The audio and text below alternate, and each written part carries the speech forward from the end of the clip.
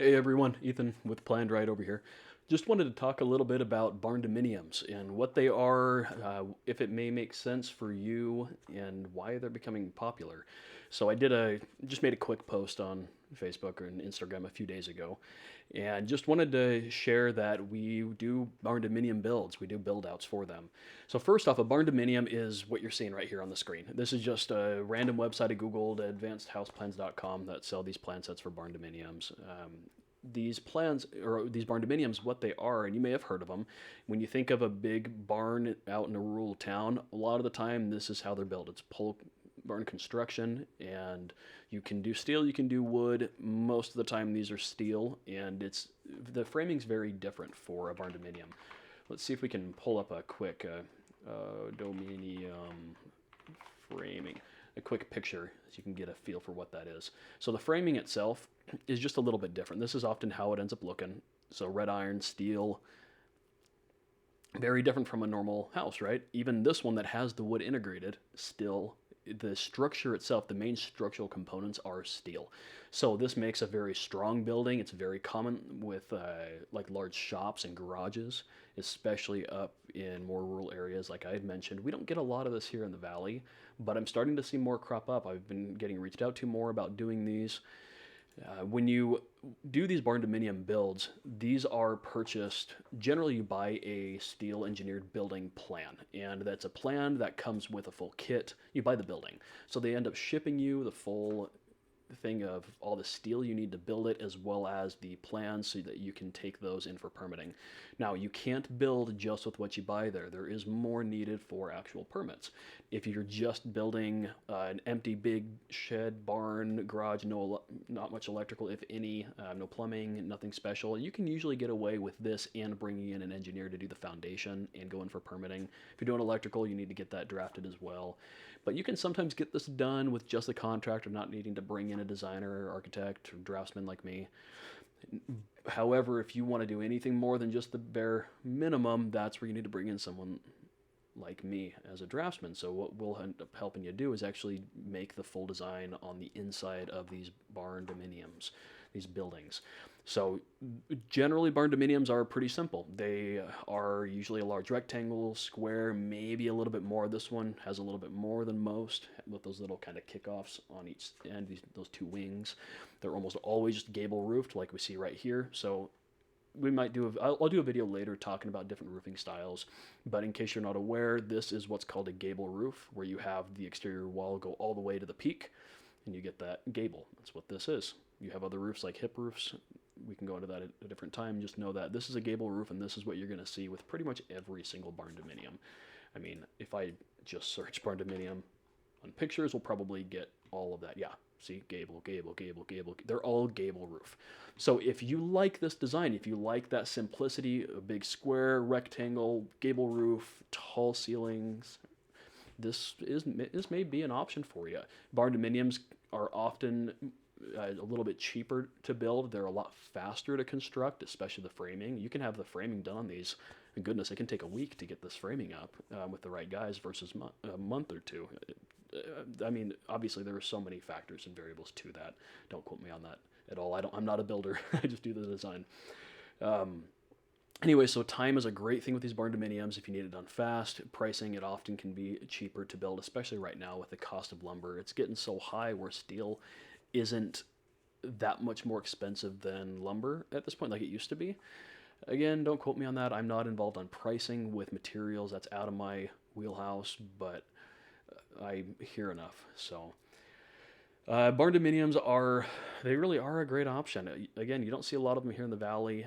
If you, depending on where you're located, you want to make sure with your local municipality, your town, county, whoever it is, the local government, make sure that this is allowed. Find out what they're going to need from you for it.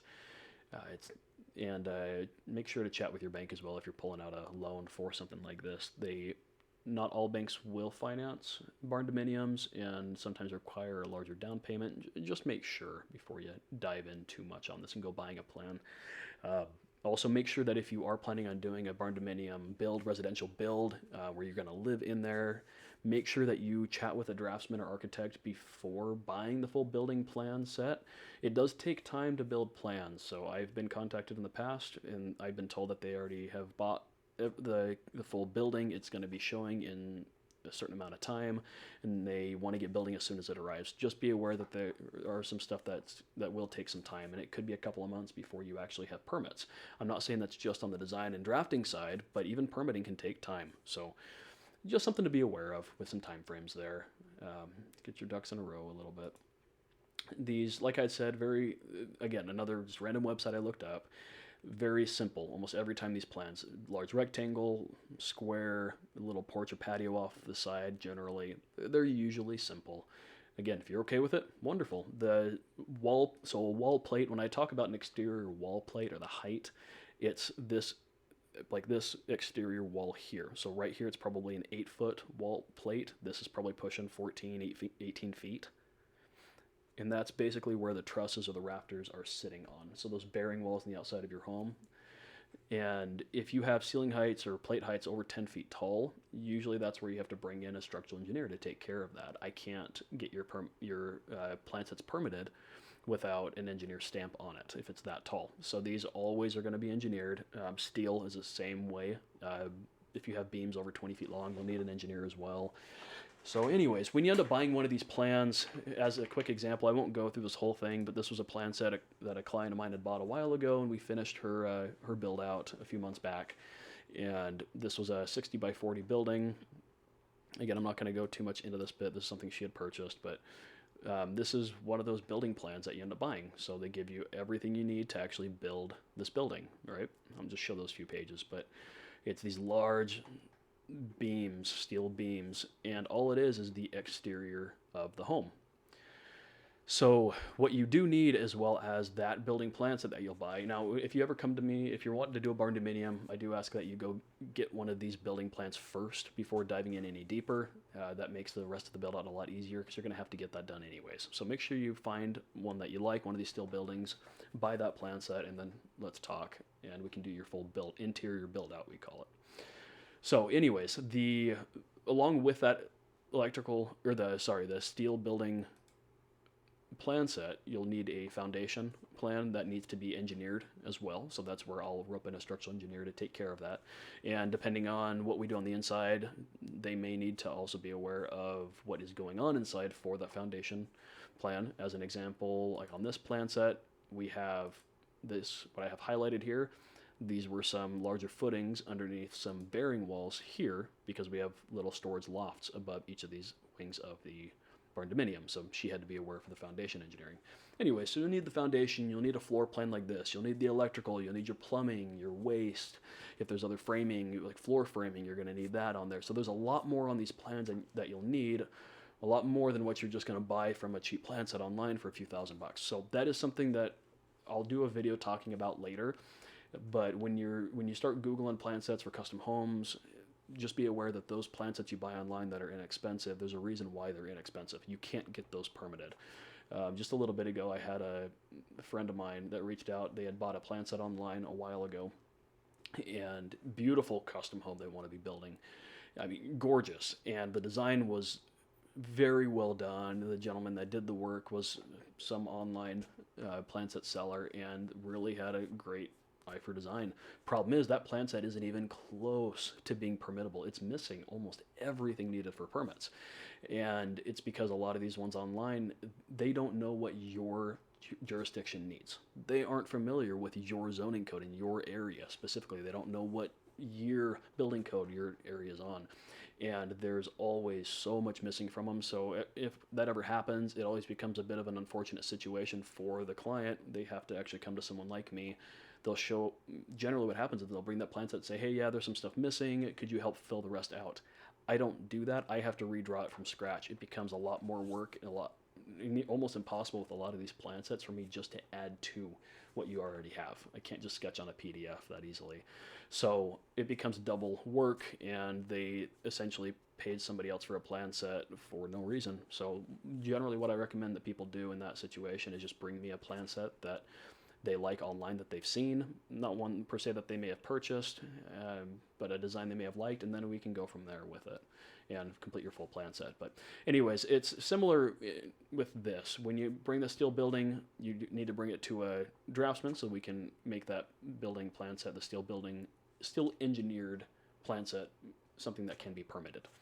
Anyways, I know that was a bit of a rant. Sorry about that.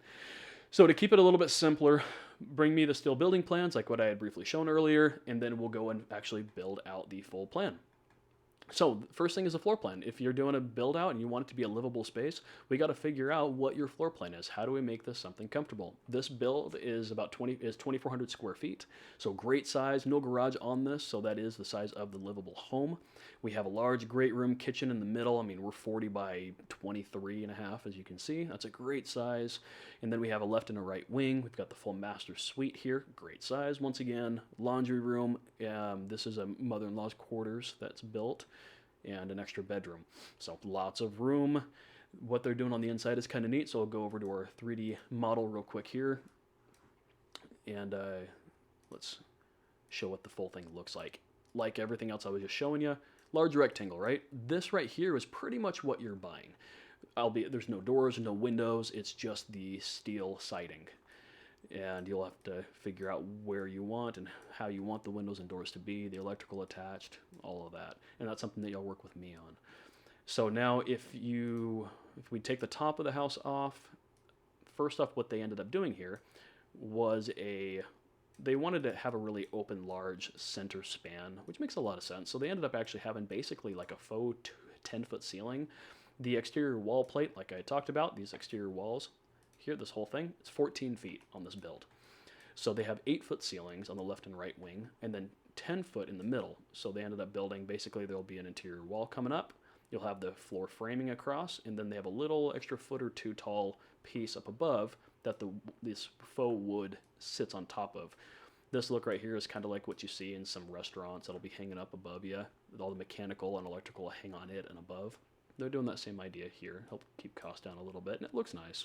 They'll paint everything black up there to kind of hide it. So if we drop down a little bit here to see the layout. So as you can see, very comfortable. We've got our bedrooms. They want to do heated flooring eventually, so we're keeping this as a closet where they can install all that later. We've got our 2 bathrooms. I mean, not much to go over here. It's pretty straightforward. And this is all very doable. The cost for this is generally, like I said, cheaper than a normal stud construction building, and it's a lot faster. They can erect this full steel building very quickly and then just fill out the inside. So when clients come to me saying they want to do a barndominium build, the first thing I ask for is, do you have designs that you like? Something that you'd like to try to copy? And most of the time they'll then say, yeah, we bought a building already, here are the plans, and the stuff's getting delivered in 2 months, whatever it is. I say, perfect, okay, let's get rolling with that. We end up filling out the full floor plan, and then we'll add in all the electrical, all of your plumbing. We'll make sure that everything is going to work well. I often will work with whoever's building to make sure that they like where everything's placed as well. And then you can take that plan set over for permitting. If you just took that steel building right into the jurisdiction, they'd say, sorry, you're missing a lot of stuff, go ahead and finish the plans. Come to me. So anyways, barndominiums are awesome. Definitely a great alternative to standard stud construction. Something maybe to look into if you like a fairly simple design, or really the modern farmhouse look that's very popular now. These are great for that. It's that tall peaky gable, the steel siding a lot of the time, lots of light. This is a great idea. So look into barndominiums. If that's something that interests you, feel free to reach out, and I can help point you in the right direction a little bit, and we can go from there. So again, this is Ethan with Planned Right. Hopefully this was a little bit informative and got to learn a little bit more about barndominiums.